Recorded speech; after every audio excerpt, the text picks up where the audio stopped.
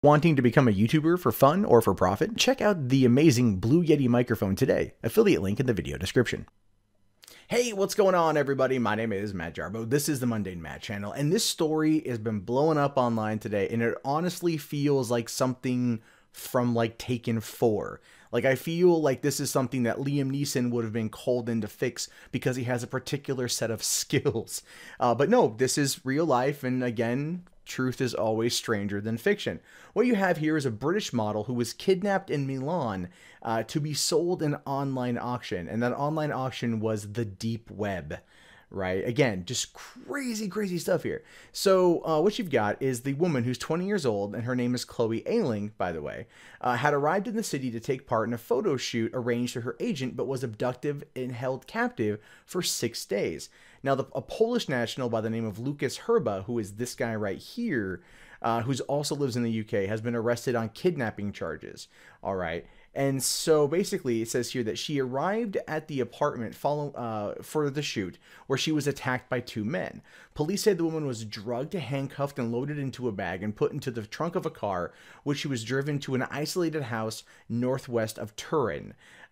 She also was doped with ketamine and then locked in a bag and carried in a car for hours. So she was doped up and put into a duffel bag and then shoved into the trunk of a car, reportedly. I mean, there are photos of this that they took that have come out, and it's like, that's definitely crazy. The woman who was kept handcuffed to a wooden chest of drawers in the bedroom for 6 days until she was released and taken to the British consulate in Milan, according to police. Now, this is where things are interesting, because she was released after there was a negotiation that was going to be taking place too. They were trying to negotiate her release through a ransom to her agent for, I think they wanted like £270,000, and then they negotiated down to like £50,000. But then investigators said that they also discovered that the kidnapper had organized several online auctions for the sale of abducted girls, which included a description and an opening price. I'm not even kidding you. This is what the letter says right here. This was a letter that was found on him. I apologize for the quality. This is the best I could find. This is what Lucas had on him when police arrested him, saying, "All of our girls are set for auctions only and are being held in Europe. If you wish, we can kidnap a specific target for your needs. Service will be rather expensive, especially for targets outside of Europe. All the details, including age, name, nationality, and measurements, are in the girl's profile. We have a doctor contractor who tests girls for sexually transmitted diseases and whether they are pure. I'm assuming virginity, right? I don't know. I don't know what that means. I mean, does that mean like racially pure? Like they're going to test their DNA. All right, this one's pure Aryan. Like, okay. Girl is only pure if their profile says so. Good to know that she's 100% grade A pure. Girls can be transported globally. We have contractors for that for a price. Sure. The EU delivery is always free of charge. I love that they say that the EU delivery is always free of charge. Now, granted, for the asking price, you would expect them to throw in free shipping, but this also was an Amazon Prime. In order to take part in an auction, you need to contact us and indicate which girl or girls you are interested in. You will then be provided with a link to the auction. You know the drill, and should this be your first auction, you will have to be able to prove you know somebody who previously dealt with us. You will then be briefed about the process. The service is strictly only for the recommended people. We do not sell girls to anyone who is not aware of the rules. New people only come, look, ask too many questions, and are generally just time wasters. Because when it comes to human trafficking, you know, like, you just don't want people to ask the questions. Like, look, I've got the girl. Do you want the girl? I got the girl. Money, we change. Like, that's just, it's crazy. Like, but this is what they found on him. And apparently they had the description of the model, or at least a girl here, you know, Caucasian, born in blank, 18 years old. Her measurements were 36, 22, 32, blonde. Asking price was 250,000. What looks to be there is American, 250,000 American, which is odd because this is all for the EU. So you figure that would have been in pounds or euro, probably pounds, but that's clearly, you know, an American dollar sign. So go figure on that one. But this is you know, leaflets that they had around, that they had on the guy. So this is basically what he was asking for, and it was tied to like this kind of very underground Illuminati-esque group called like the Black Death that apparently like deals in this kind of stuff. It's rumored, it's not necessarily confirmed from what I've read, but that's what it essentially was alluding to. Seriously. So police said that it's unclear whether he had really abducted the victims or invented them for auction. They don't know what this guy has done, but it does feel like it was a bit invented as a way to try to like prompt the sale of this girl, if that's even the case. The kidnapper used an encrypted account to ask the model's agent for $230,000 or $300,000 American to stop her from being sold at auction. Now that feels like an interesting thing, doesn't it? That feels like an interesting thing where the girl's agent gets hit up like, look, you want her back, it's gonna cost you 300 grand. Here's this leaflet that we can, that we're using to auction her off on the dark web. So that we're serious. We're super serial kidnappers, man. That's what's happening here. He claims he's working on behalf of the Black Death Group, an organization which operates in the deep web for illegal trafficking. The victim told police the kidnapper said he would free her because the group has not realized that she had a small child and they did not deal with mothers, prosecutors added. Isn't that weird that she is 20, she has a child, she's has one child, and she was there for 6 days and she never once mentioned her kid in 6 days. I just find that to be a little bit weird. Granted, she was doped up on ketamine, that is a muscle paralyzer, she's going to be out of her mind probably. But she never mentioned she had a kid for 6 days. You figure right away, she'd be like, but my baby, mama needs to be home to children's. She would have been crying out for mercy because of that. And it took them 6 days to return her.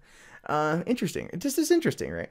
Investigators into the case say that they are being carried out by authorities in Italy, Poland, and the UK. A spokeswoman for the West Midlands Police said an address in Scampus close to Oldbury had been raided on July 18th in connection with the inquiry. This happened like almost a month ago, but we're just now getting word about this. It's understood that the raid was led by the Derbyshire Police, assisted by West Midlands officers. Okay, cool. The kidnapper was captured by police as he was accompanying the model to the British consulate in Milan. This guy was arrested dropping her off. This guy was arrested in returning her to the British consulate. So like, that's a weird thing right there, isn't it? It's a weird thing because of that. Now, this is what's popping up just today in regards to the story, because it gets a little bit weirder. It says Italian police are exploring whether or not she helped the fanaticist in her own kidnapping. Now, this just could be standard Daily Mail victim blaming, which is not out of the realm of possibility for them.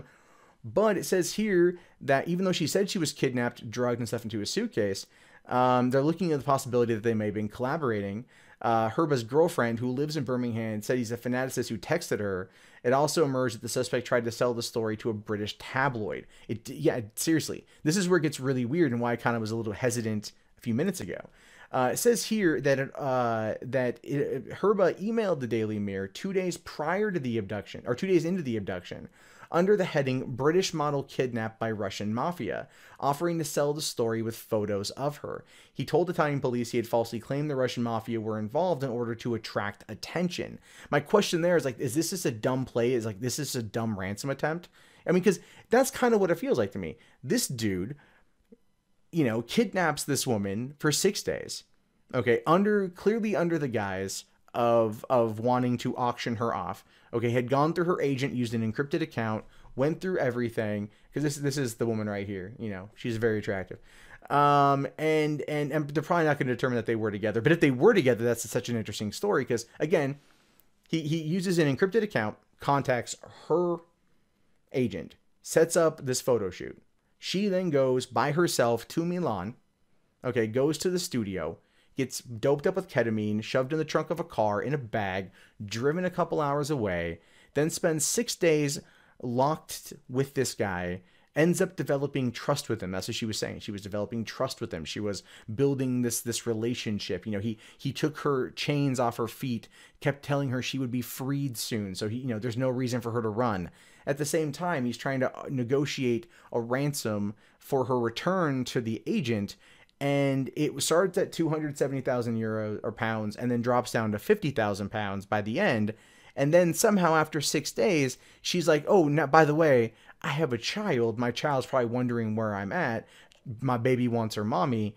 And, and then he's like, oh, I didn't realize that you were a mom. Clearly you're damaged goods. Clearly we can't sell you into sex slavery because you're not pure, as evidenced by that letter in that leaflet, right?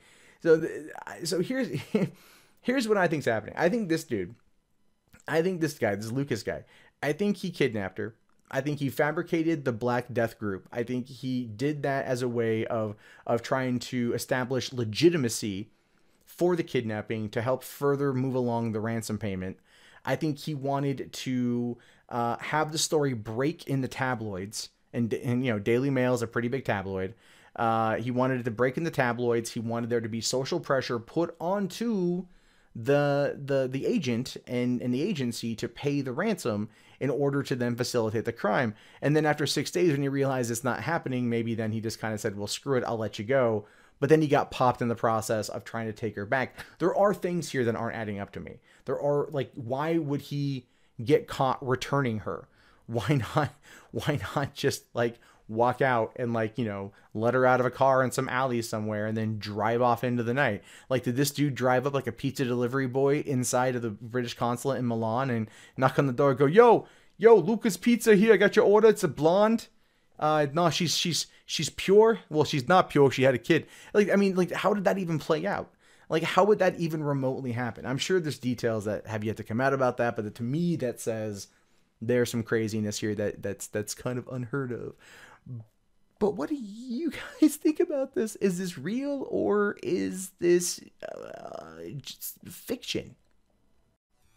Well, that wraps up the video, guys. Thank you so much for hanging out with me today and giving it a watch. If you guys would like to support the channel, please give it a thumbs up, comment below, share it around, subscribe, hit the little bell for notifications so you're up to date on all the content this channel releases. If you'd like to help out during the adpocalypse, you can do so with Amazon affiliate links in the beginning of the video. There is Patreon. $1 from everyone would go a really long way right now, as well as also Bitcoin and PayPal. Thank you guys very much. My name is Matt Jarbo. This is the Mundane Matt channel. I'll talk to you guys later. Have yourself a great day.